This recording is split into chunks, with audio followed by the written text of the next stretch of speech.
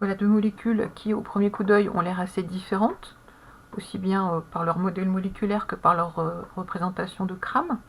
Donc on a par exemple pour celle-ci, donc si on détaille un peu la représentation de crâne, donc on voit que ces 6 atomes là, avec les liaisons qui les lient, sont coplanaires, donc on va représenter ces 6 atomes dans un même plan, ici, avec les liaisons, hydrogène, oxygène, carbone, carbone, carbone, hydrogène. Et puis on va représenter donc par des liaisons qui montrent qu'ils vont plutôt vers l'avant et plutôt vers l'arrière, les hydrogènes restant ici. Même chose pour ce modèle-là, hein, donc la chaîne d'atomes qui sont dans un même plan, elle est ici, hydrogène, carbone, carbone, carbone, oxygène, hydrogène, et puis les hydrogènes vers l'avant et vers l'arrière, vers l'avant et vers l'arrière, vers l'avant et vers l'arrière, qu'on va retrouver donc ici. Alors en réalité, ces deux molécules, elles sont liées par une relation particulière, ce sont des conformères. Si je tourne simplement cette molécule, si je tourne, je vais retrouver rigoureusement la même forme qu'ici. Donc en fait, j'avais ce que j'avais au départ, c'était ce qu'on appelle des conformères. C'est-à-dire deux molécules finalement qui sont différentes par leur forme quand on les regarde, mais finalement c'est rigoureusement la même espèce chimique, et en fait en réalité les molécules, elles passent leur temps à faire ça, elles passent leur temps à se transformer d'une forme à l'autre par libre rotation autour des liaisons simples.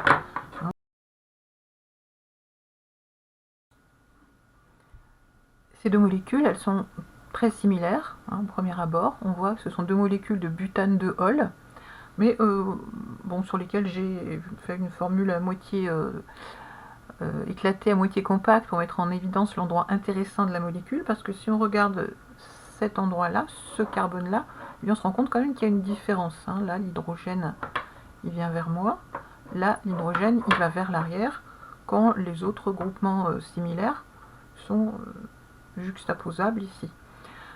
Donc ces deux molécules, en fait, ce sont deux énantiomères. Hein. Je peux les placer dans une conformation où ce soit un peu plus visible, mais ces deux molécules sont images l'une de l'autre dans un miroir. Hein, je vois ici que si j'imagine ici un miroir, eh bien elles sont images l'une de l'autre.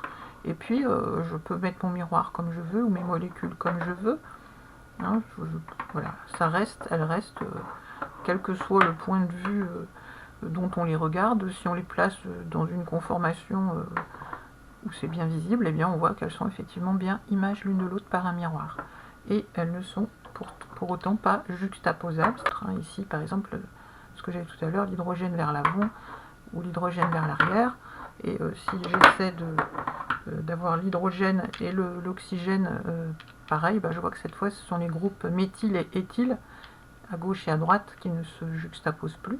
Donc ces deux formes, elles ne sont pas juxtaposables. Donc chacune de ces molécules est chirale, et entre elles, elles ont la relation d'énantiomérie. Cette molécule, elle doit son caractère chiral à la présence de ce carbone asymétrique. Carbone asymétrique, c'est-à-dire carbone qui porte 4 substituants différents. Donc un hydrogène, un groupe hydroxyle, un groupe éthyle, un groupe méthyle, 4 substituants différents pour ce carbone, c'est bien un carbone asymétrique, et la molécule est chirale. Si on représente ces molécules en convention de Cram, donc ici pour celle-ci, donc cette chaîne ici qu'on va représenter donc des deux liaisons dans un même plan, ce groupe-là vers l'avant, ce groupe-là vers l'arrière. Pour celle-ci, toujours pareil, on a mis l'éthyle cette fois de ce côté pour mettre en évidence l'image par un miroir qui est là. Le méthyle ici, l'hydroxyle vers l'avant, l'hydrogène vers l'arrière. Donc voilà nos deux représentations de Cram qui montrent que ces deux molécules sont bien images l'une de l'autre dans un miroir. Au niveau de la représentation ici, quand on regarde la molécule sur le modèle moléculaire, on voit que les deux groupes qui sont là, ils sont l'un derrière l'autre en réalité. Même chose ici. Donc en fait on décale un petit peu les deux liaisons ici, ce qui fait que le H ici il est un peu vers la droite, ici il est aussi un peu vers la droite, on pourrait dire qu'ici c'est pas deux images dans un miroir, mais en fait c'est pas réaliste, hein. Il faut bien voir que les deux là, ils sont en réalité l'un derrière l'autre. Donc le fait qu'ils soient représentés comme ça ne n'impacte pas le fait qu'ils sont effectivement images l'un de l'autre par un miroir. Ces deux molécules-là, elles ne sont ni énantiomères, ni identiques, elles sont diastéréoisomères. Donc en fait elles se ressemblent beaucoup, hein. Ce sont deux butane-diol. Et quand on les regarde, eh bien, on voit qu'on ne peut pas les superposer. Elles ne sont pas identiques. Je ne peux pas mettre tous les groupes les uns sur les autres en même temps, hein. Si je superpose les groupes hydroxyle, je vais avoir un problème avec les groupes méthyl qui sont là. Elles ne sont pas non plus images l'une de l'autre dans un miroir, hein. Je vois que on pourrait considérer qu'à ce niveau-là, cette partie-là est effectivement en miroir, mais du coup pas l'autre. Et si je tourne l'autre pour qu'elle soit en miroir, ben, je vois que je perds l'alignement des oxygènes, donc elles ne sont pas, il n'y a pas de conformation dans lesquelles elles seraient images l'une de l'autre dans un miroir. Ce sont bien des diastéréoisomères. Donc ça c'est dû au fait que dans ces molécules-là, il y a plusieurs carbones asymétriques, en fait il y en a deux. Hein, donc dès qu'on va augmenter le nombre de carbones asymétriques, on va se retrouver avec plus de possibilités, parmi lesquelles des molécules qui seront donc ni des conformères ni des énantiomères. Donc les deux carbones asymétriques, ils sont là. Je les ai mis en représentation éclatée. Chaque fois, on retrouve bien 4 groupements différents sur chacun de ces carbones asymétriques.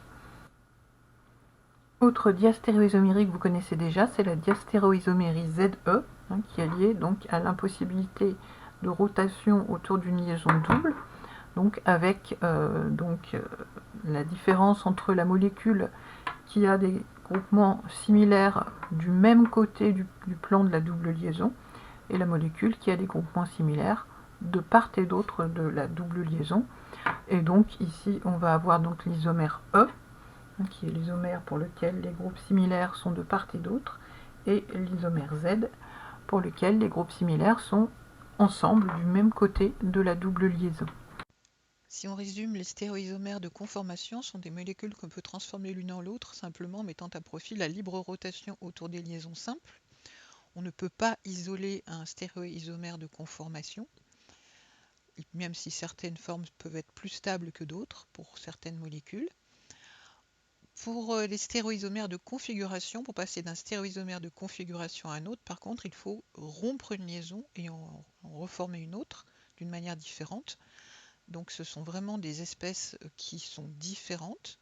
Cependant, il y a deux sortes d'isomères de configuration. Les énantiomères qui sont images l'un de l'autre par un miroir sans être superposables et qui ont des propriétés extrêmement semblables, qui finalement ne manifestent des différences de propriétés que vis-à-vis des phénomènes ou des réactifs eux-mêmes chiro. Et les diastéréoisomères qui ne sont pas images l'un de l'autre par un miroir et qui du coup ont des propriétés physiques et chimiques plus nettement différentes.